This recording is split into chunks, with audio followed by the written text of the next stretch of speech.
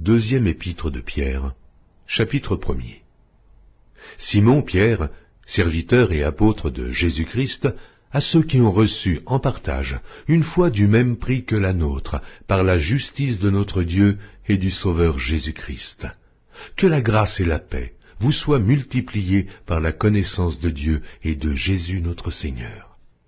Comme sa divine puissance nous a donné tout ce qui contribue à la vie et à la piété au moyen de la connaissance de celui qui nous a appelés par sa propre gloire et par sa vertu, lesquels nous assurent de sa part les plus grandes et les plus précieuses promesses, afin que par elles vous deveniez participants de la nature divine, en fuyant la corruption qui existe dans le monde par la convoitise. À cause de cela même, faites tous vos efforts pour joindre à votre foi la vertu, à la vertu la science, à la science la tempérance, à la tempérance la patience, à la patience la piété, à la piété l'amour fraternel, à l'amour fraternel la charité.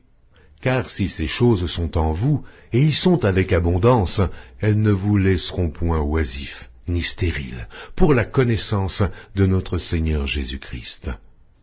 Mais celui en qui ces choses ne sont point est aveugle. Il ne voit pas de loin, et il a mis en oubli la purification de ses anciens péchés. C'est pourquoi, frères, appliquez-vous d'autant plus à affermir votre vocation et votre élection, car en faisant cela, vous ne broncherez jamais. C'est ainsi, en effet, que l'entrée dans le royaume éternel de notre Seigneur et Sauveur Jésus-Christ vous sera pleinement accordée. Voilà pourquoi je prendrai soin de vous rappeler ces choses, bien que vous les sachiez et que vous soyez affermis dans la vérité présente. Et je regarde comme un devoir, aussi longtemps que je suis dans cette tente, de vous tenir en éveil par des avertissements, car je sais que je la quitterai subitement, ainsi que notre Seigneur Jésus-Christ me l'a fait connaître. Mais j'aurai soin qu'après mon départ, vous puissiez toujours vous souvenir de ces choses. Ce n'est pas en effet en suivant des fables habilement conçues que nous vous avons fait connaître la puissance et l'avènement de notre Seigneur Jésus-Christ, mais c'est comme ayant vu sa majesté de nos propres yeux. Car il a reçu de Dieu le Père honneur et gloire, quand la gloire magnifique lui fit entendre une voix qui disait « Celui-ci est mon Fils bien-aimé, en qui j'ai mis toute mon affection. » Et nous avons entendu cette voix venant du ciel, lorsque nous étions avec lui sur la sainte montagne. Et nous tenons pour d'autant plus certaine la parole prophétique, à laquelle vous faites bien de prêter attention, comme à une lampe qui brille dans un lieu obscur, jusqu'à ce que le jour vienne apparaître et que l'étoile du matin se lève dans vos cœurs. Sachant tout d'abord vous-même qu'aucune prophétie de l'Écriture ne peut être un objet d'interprétation particulière, car ce n'est pas par une volonté d'homme qu'une prophétie a jamais été apportée, mais c'est poussé par le Saint-Esprit que des hommes ont parlé de la part de Dieu.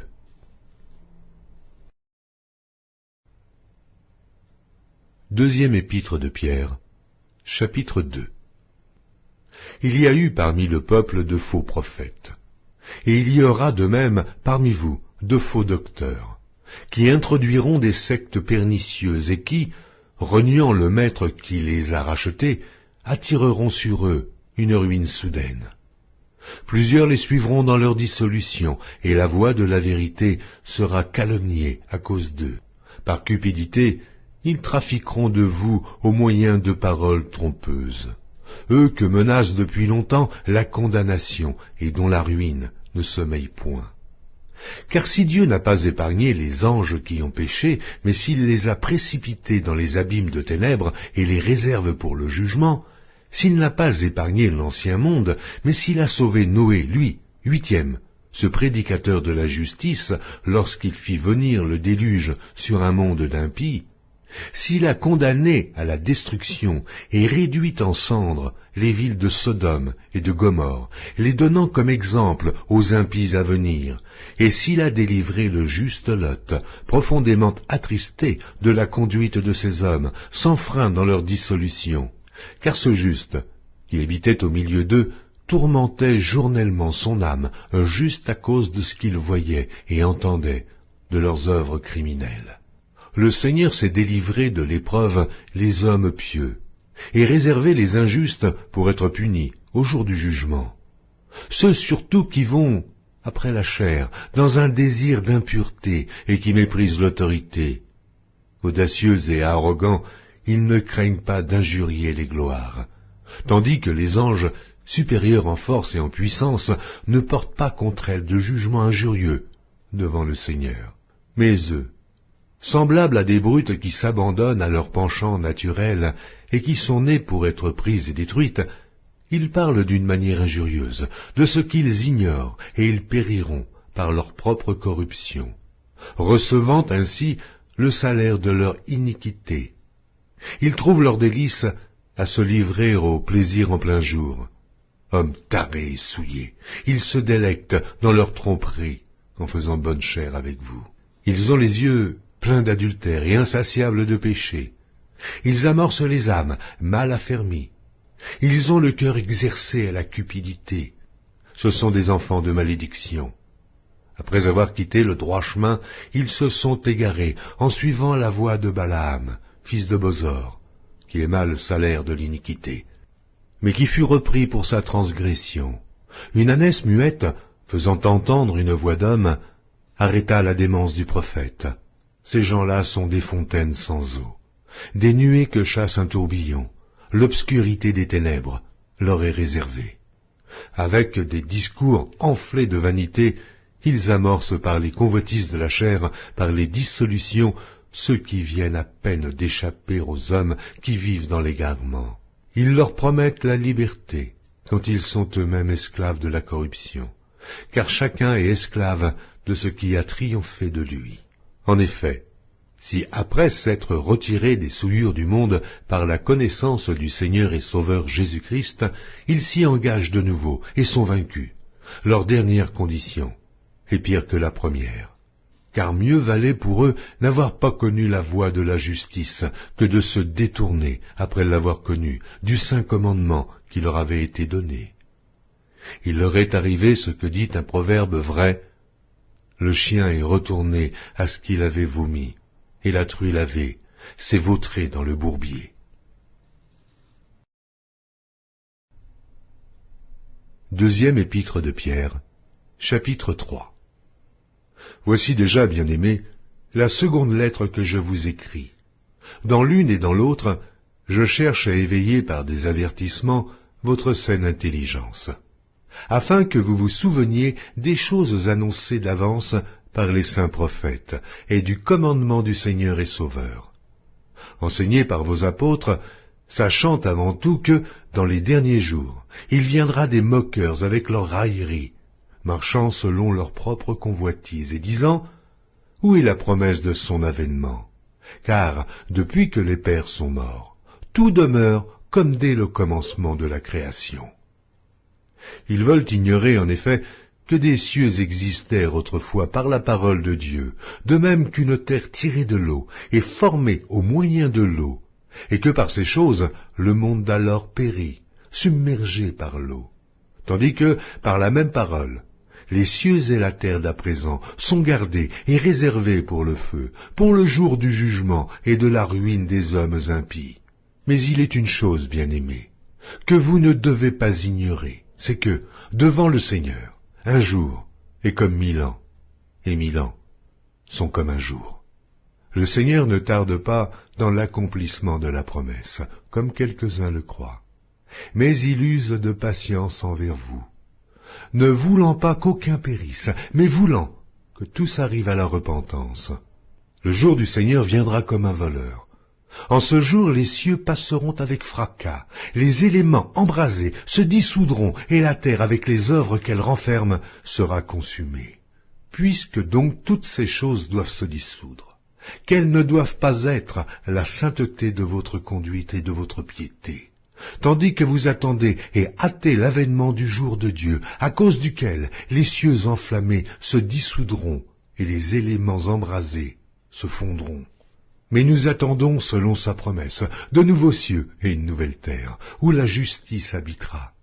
C'est pourquoi, bien-aimés, en attendant ces choses, appliquez-vous à être trouvés par lui sans tache et irrépréhensibles dans la paix. Croyez que la patience de notre Seigneur est votre salut, comme notre bien-aimé frère Paul vous l'a aussi écrit, selon la sagesse qui lui a été donnée. C'est ce qu'il fait dans toutes les lettres, où il parle de ces choses, dans lesquelles il y a des points difficiles à comprendre, dont les personnes ignorantes et mal affermies tordent le sens, comme celui des autres Écritures, pour leur propre ruine. Vous donc, bien-aimés, qui êtes avertis, mettez-vous sur vos gardes, de peur qu'entraînés par l'égarement des impies, vous ne veniez à déchoir de votre fermeté. Mais croissez dans la grâce et dans la connaissance de notre Seigneur et Sauveur Jésus-Christ. À lui soit la gloire, maintenant et pour l'éternité. Amen.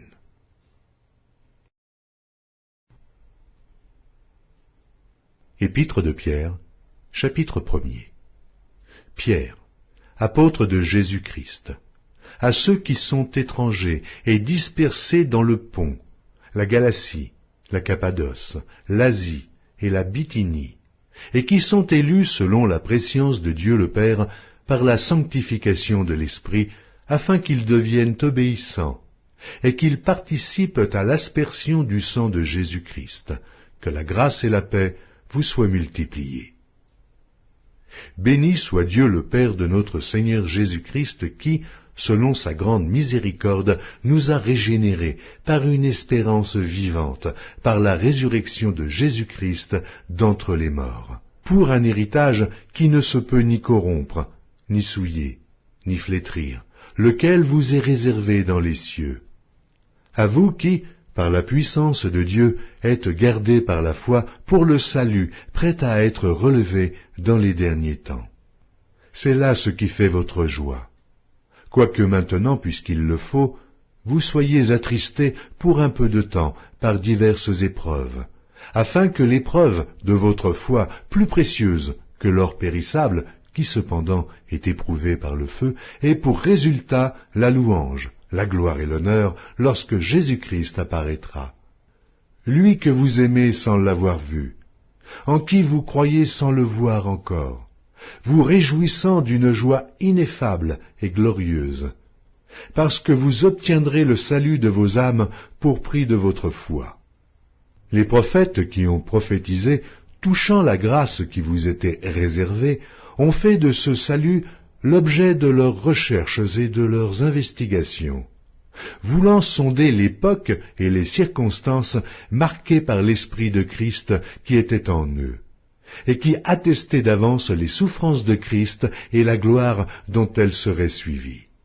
Il leur fut révélé que ce n'était pas pour eux-mêmes, mais pour vous, qu'ils étaient les dispensateurs de ces choses, que vous ont annoncé maintenant ceux qui vous ont prêché l'Évangile par le Saint-Esprit envoyé du ciel, et dans lesquels les anges désirent plonger leur regard. C'est pourquoi saignez les reins de votre entendement, soyez sobres, et ayez une entière espérance dans la grâce qui vous sera apportée lorsque Jésus-Christ apparaîtra. Comme des enfants obéissants, ne vous conformez pas aux convoitises que vous aviez autrefois, quand vous étiez dans l'ignorance. Mais puisque celui qui vous a appelé est saint, vous aussi, soyez saints dans toute votre conduite, selon qu'il est écrit, « Vous serez saints, car je suis saint. » Et si vous invoquez comme Père celui qui juge selon l'œuvre de chacun, sans acception de personne, conduisez-vous avec crainte pendant le temps de votre pèlerinage, sachant que ce n'est pas par des choses périssables, par de l'argent ou de l'or, que vous avez été rachetés de la vaine manière de vivre, que vous avez hérité de vos pères, mais par le sang précieux de Christ, comme d'un agneau sans défaut et sans tache, prédestiné avant la fondation du monde et manifesté à la fin des temps, à cause de vous, qui par lui croyez en Dieu, lequel l'a ressuscité des morts et lui a donné la gloire, en sorte que votre foi et votre espérance reposent sur Dieu. ayant purifié vos âmes en obéissant à la vérité pour avoir un amour fraternel, sincère. Aimez-vous ardemment les uns les autres de tout votre cœur, puisque vous avez été régénérés non par une semence corruptible, mais par une semence incorruptible, par la parole vivante et permanente de Dieu. Car toute chair est comme l'herbe, et toute sa gloire comme la fleur de l'herbe. L'herbe sèche, et la fleur tombe. Mais la parole du Seigneur demeure éternellement, et cette parole est celle qui vous a été annoncée par l'Évangile.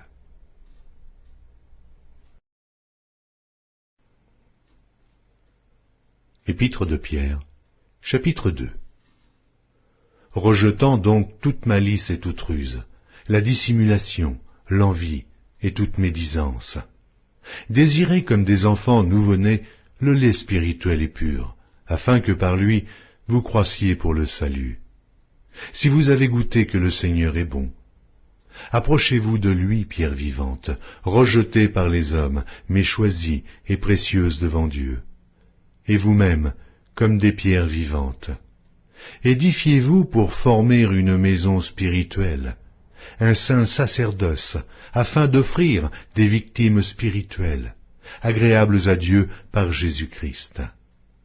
Car il est dit dans l'Écriture, « Voici, je mets en Sion une pierre angulaire, choisie, précieuse, et celui qui croit en elle ne sera point confus. » L'honneur est donc pour vous qui croyez, mais pour les incrédules. La pierre qu'ont rejetait ceux qui bâtissaient est devenue la principale de l'angle, et une pierre d'achoppement et un rocher de scandale. Ils s'y heurtent pour n'avoir pas cru à la parole, et c'est à cela qu'ils sont destinés. Vous, au contraire, vous êtes une race élue, un sacerdoce royal, une nation sainte, un peuple acquis, afin que vous annonciez les vertus de celui qui vous a appelé des ténèbres à son admirable lumière. Vous qui autrefois n'étiez pas un peuple, et qui maintenant êtes le peuple de Dieu, vous qui n'aviez pas obtenu miséricorde, et qui maintenant avez obtenu miséricorde. Bien-aimés, je vous exhorte, comme étrangers et voyageurs sur la terre, à vous abstenir des convoitises charnelles qui font la guerre à l'âme. Ayez au milieu des païens une bonne conduite, afin que là même où ils vous calomnient, comme si vous étiez des malfaiteurs, ils remarquent vos bonnes œuvres et glorifient Dieu au jour où il les visitera. Soyez soumis à cause du Seigneur à toute autorité établie parmi les hommes, soit au roi comme souverain, soit au gouverneur comme envoyé par lui pour punir les malfaiteurs et pour approuver les gens de bien. Car c'est la volonté de Dieu qu'en pratiquant le bien, vous réduisiez au silence les hommes ignorants et insensés, étant libres, sans faire de la liberté un voile qui couvre la méchanceté, mais agissant comme des serviteurs de Dieu. Honorez tout le monde, aimez les frères, craignez Dieu, honorez le roi.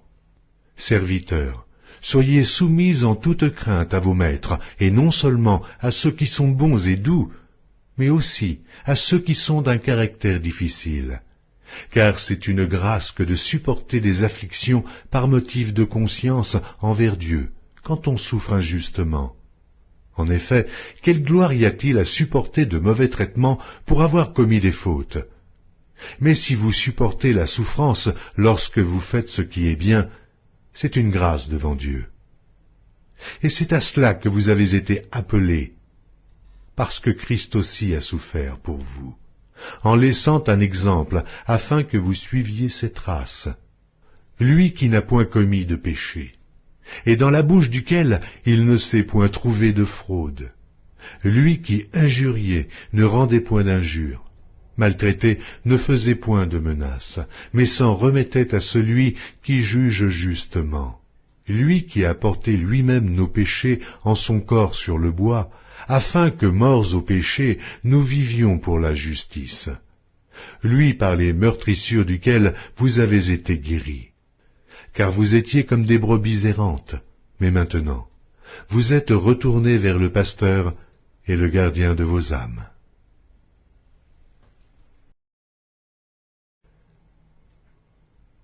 Épître de Pierre, chapitre 3. Femmes, soyez de même soumises à vos maris, afin que, si quelques-uns n'obéissent point à la parole, ils soient gagnés sans parole par la conduite de leurs femmes, en voyant votre manière de vivre chaste et réservée. Ayez non cette parure extérieure, qui consiste dans les cheveux tressés, les ornements d'or ou les habits qu'on revêt, mais la parure intérieure est cachée dans le cœur, la pureté incorruptible d'un esprit doux et paisible, qui est d'un grand prix devant Dieu.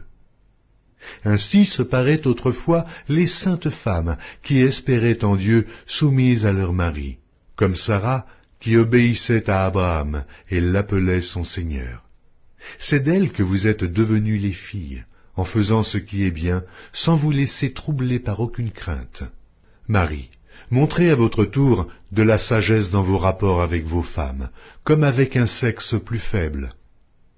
Honorez-les comme devant aussi hériter avec vous de la grâce de la vie.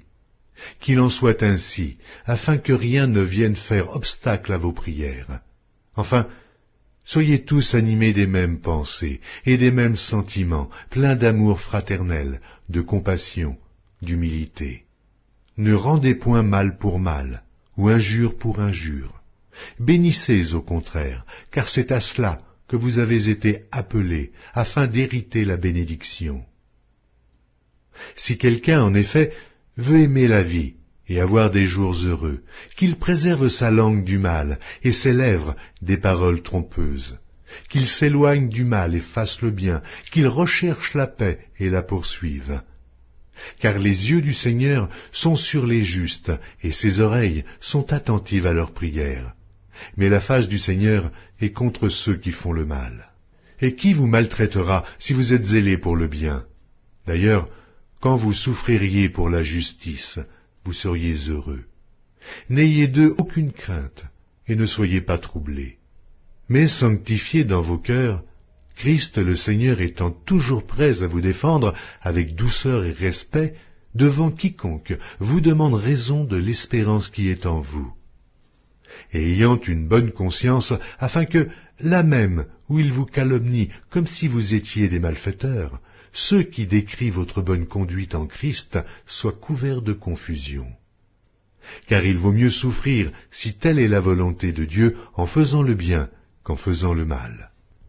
Christ aussi a souffert une fois pour les péchés, lui juste pour des injustes, afin de nous amener à Dieu, ayant été mis à mort quant à la chair, mais ayant été rendu vivant quant à l'esprit, dans lequel aussi il est allé prêcher aux esprits en prison, qui autrefois avaient été incrédules lorsque la patience de Dieu se prolongeait au jour de Noé, pendant la construction de l'arche, dans laquelle un petit nombre de personnes, c'est-à-dire 8, furent sauvées à travers l'eau. Cette eau était une figure du baptême, qui n'est pas la purification des souillures du corps, mais l'engagement d'une bonne conscience envers Dieu, et qui maintenant vous sauve, vous aussi, par la résurrection de Jésus-Christ, qui est à la droite de Dieu depuis qu'il est allé au ciel, et que les anges, les autorités et les puissances lui ont été soumis.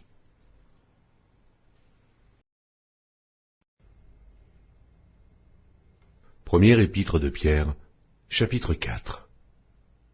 Ainsi donc, Christ ayant souffert dans la chair, vous aussi, armez-vous de la même pensée, car celui qui a souffert dans la chair en a fini avec le péché, afin de vivre non plus selon les convoitises des hommes, mais selon la volonté de Dieu, pendant le temps qui lui reste à vivre dans la chair. C'est assez, en effet, d'avoir dans le temps passé accompli la volonté des païens, en marchant dans la dissolution, les convoitises, l'ivrognerie, les excès du manger et du boire, et les idolâtries criminelles.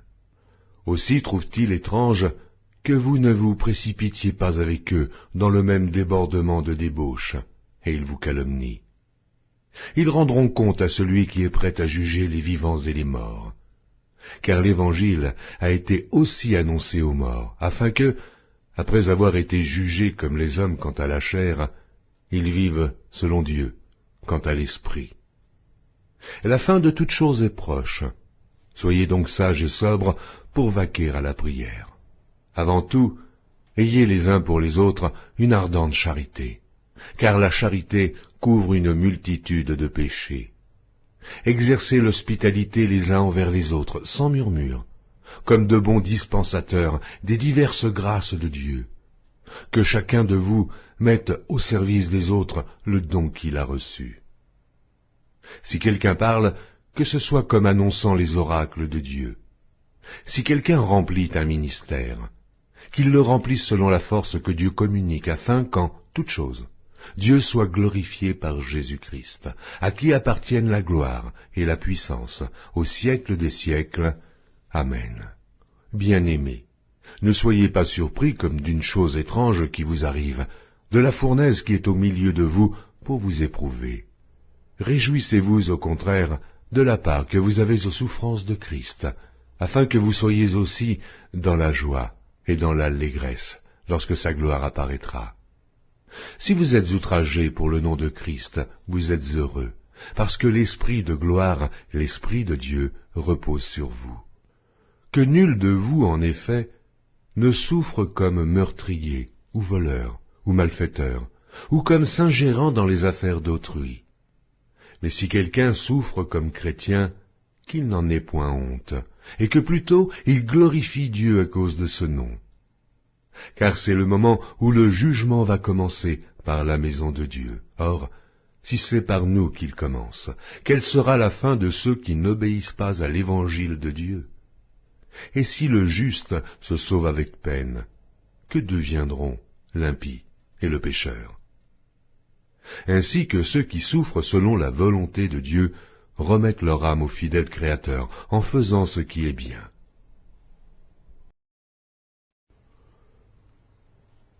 Première épître de Pierre, chapitre 5. Voici les exhortations que j'adresse aux anciens, qui sont parmi vous, moi, anciens comme eux, témoins des souffrances de Christ et participants de la gloire qui doit être manifestée. Paissez le troupeau de Dieu qui est sous votre garde, non par contrainte, mais volontairement, selon Dieu, non pour un gain sordide, mais avec dévouement. Non comme dominant sur eux, qui vous sont échus en partage, mais en étant les modèles du troupeau. Et lorsque le souverain pasteur paraîtra, vous obtiendrez la couronne incorruptible de la gloire. De même, vous qui êtes jeunes, soyez soumis aux anciens. Et tous dans vos rapports mutuels, revêtez-vous d'humilité, car Dieu résiste aux orgueilleux, mais il fait grâce aux humbles. Humiliez-vous donc sous la puissante main de Dieu, afin qu'il vous élève au temps convenable. Et déchargez-vous sur lui de tous vos soucis, car lui-même prend soin de vous. Soyez sobres, veillez. Votre adversaire, le diable, rôde comme un lion rugissant, cherchant qui il dévorera. Résistez-lui avec une foi ferme, sachant que les mêmes souffrances sont imposées à vos frères dans le monde. Le Dieu de grâce, qui vous a appelé en Jésus-Christ à sa gloire éternelle, après que vous aurez souffert un peu de temps, vous perfectionnera lui-même, vous affermira, vous fortifiera, vous rendra inébranlable. À lui soit la puissance au siècle des siècles. Amen. C'est par Sylvain, qui est à mes yeux un frère fidèle, que je vous écris ce peu de mots, pour vous exhorter et pour vous attester que la grâce de Dieu à laquelle vous êtes attachés est la véritable. L'Église des élus qui est à Babylone vous salue, ainsi que Marc, mon fils. Saluez-vous les uns les autres par un baiser d'affection. Que la paix soit avec vous tous qui êtes en Christ.